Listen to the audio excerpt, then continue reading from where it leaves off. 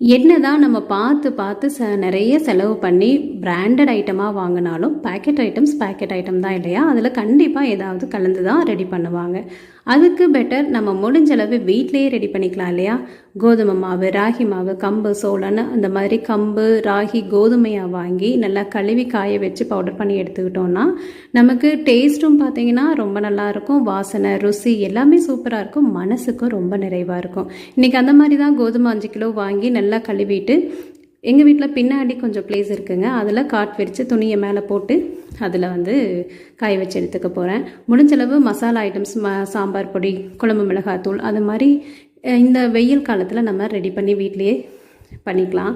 So முடிஞ்சளவு அந்த மாதிரி பண்ணி பாருங்கள். உங்களுக்கு சப்போஸ் வெயில் இல்லைன்னா கொஞ்சம் கஷ்டம்தான். முடிஞ்சளவு நம்ம வீட்லேயே எல்லாத்தையும் ரெடி பண்ணிக்கிறது தான் ரொம்ப ரொம்ப நல்லதுங்க. அதே மாதிரி வெயிலும் செம்மையாக கொளுத்துது, நம்ம யூஸ் பண்ணிக்கலாம். இருந்துச்சுன்னா சப்ஸ்கிரைப் பண்ணிடுங்க.